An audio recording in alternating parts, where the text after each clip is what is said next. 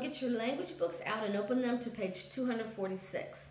So we are going to do a quick, I always think these kind of words are funny, fun study of synonyms, antonyms, and homonyms. So you will have a test. You will have a test over these on Thursday. You'll do fine. I promise you. Don't freak out because we haven't even been having language class and now we're having a test on Thursday. I promise you'll do fine. The test is probably the easiest test you will have taken for language the entire year long. With that being said, even though something is easy, you still must have your thinker on. So don't take the test and think, oh, I got this, I got this, I got this. You're still going to have to think in order to make the right choices, okay? All right, so on page 246, this is a review. According to my plan book, we had done this page, but things had gotten so squirrely and whirly for a moment. We'll just go over the whole page. This might be a long video today. Hang tight with me. On page 246, synonyms. Synonyms are words that have the same meaning, but they're spelled differently, and they sound differently. Like if I wanted to run, I could race, I could sprint, I could dash, I could dart, I could scurry, I could scamper, I could flee, I could bolt, I could scoot, I could rush. Those are all synonyms for the word run. If I wanted to find synonyms for the word, what did I say? Synonyms for the word talk, then I could use discuss or chat or gossip or mention or nag or tell or share or chatter or inform or confirm. These are all synonyms, other ways of saying the word talk.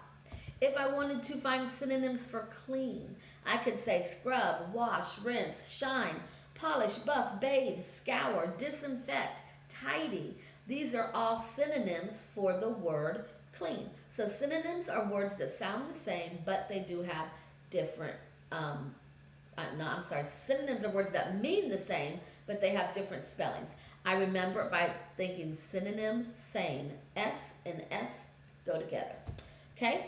Look at remember B.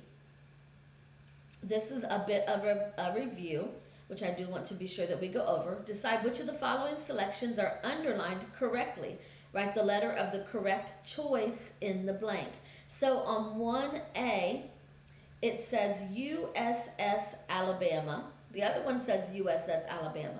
In letter A, Alabama is underlined. In letter B, the whole thing is underlined. This is the name of a ship. In a ship, what part do we underline?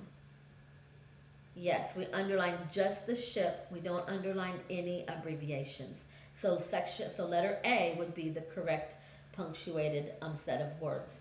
In number 2, we have the word Bible in letter A. Then and across from it, we have Bible, and it is underlined. We do underline titles of books, but do we underline Bible? No, we do not. So letter A is correct. In section 3, we have Reader's Digest and Reader's Digest. In the first one, it's underlined. In the second one, it's not. Should it be underlined? It is a magazine. Yes, it should. The titles of books and magazines are underlined. In B, we have Pilgrim's Progress and Pilgrim's Progress. One is underlined, one is not. Which one should it be underlined or should it not? It is the title of a book. It should be underlined. So letter B is the correct one. And then in section 5, we have Genesis and we have Genesis.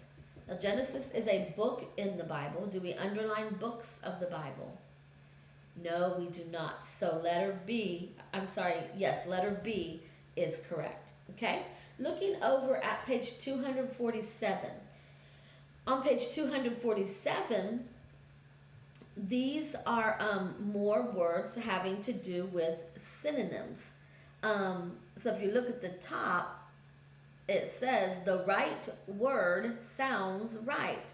So if we were talking about a tea kettle, which one of those words at the top would be the sound that a tea kettle makes?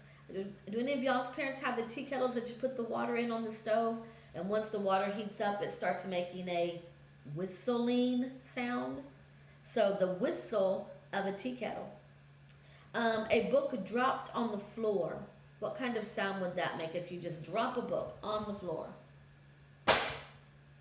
The thud of a dropped book. What about a rooster? What does a rooster do? The crow of a rooster. How does bacon cook in a pan? What kind of noise does bacon make when it's frying in the skillet? The sizzle of frying bacon. What does a motor do? It says a car's motor, but I feel like it's any motor. I think of it more so as a fan. The hum of a car's motor. What about silk skirts? Our skirts, when a lady is walking, what sound do those skirts make when she's walking? The swish of silk skirts. What about dry leaves? When you're walking through dry leaves, what sound do you hear? The rustle of dry leaves. What about a flowing brook? What kind of sound does a flowing brook make? Now this one doesn't make as much sense to me. The other ones make sense, but this one, the gurgle of a flowing brook. Oh no, I got a brook in my front yard and I don't feel like it gurgles. To me, gurgling is like is gurgling. It doesn't make a gurgling sound. I'm probably going to become famous for that gurgle sound right there, guys. Number 9, the blank of distant thunder. What does thunder do? It rumbles, the rumble of distant thunder. Number 10, the rain on a window. Have y'all ever heard of pitter patter? Patter. The patter of rain on a window. The blank of a key in a lock. When you unlock a key, what do you hear? A click. So the click of a key in a lock. The blank of a sparrow. What does a sparrow do? Twitter, twitter, twitter, twitter, twitter. The twitter of a sparrow. The blank of a dinner bell. The clang. I don't really like that one. I would have said the dong of a dinner bell. But clang, the clang of a dinner bell. The blank of a bullet hitting rock. Ping, the ping. The blank of a pebble into a puddle. The plop. The blank of coins in a pocket. What do your coins do in your pocket? They jingle. The blank of a propeller. The whir of a propeller. The blank of an insect. The buzz of an insect. The blank of a rusty door hinge. The creak of a rusty door hinge. The blank of a wind chime. The tinkle of a wind chime. So those are the right words for the right sounds. Go ahead and turn your page to page 248. On page 248, we're going to talk about antonyms. So antonyms are words that are opposite. Remember I told you synonyms have the same meaning, or words that have the same meaning. I put the S and the S together. For antonyms, I always remembered this when I was y'all's age by thinking antonyms are opposites. The two vowels go together, A and O. Antonyms are opposites. So if we were talking about the opposite of left, what is the opposite of left? Right.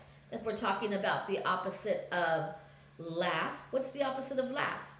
Cry. So that simply is what antonyms are. They are opposites. So on page 248, you're going to do this one on your own. You're going to check the size of your vocabulary by seeing if you can match the words on the left with the antonym, and then you will write your words on the line. Now, once you get to your language assignment post, you will need to read that post carefully and not just go by what I have told you here, but follow the directions on that post. Okay? Thank you, guys.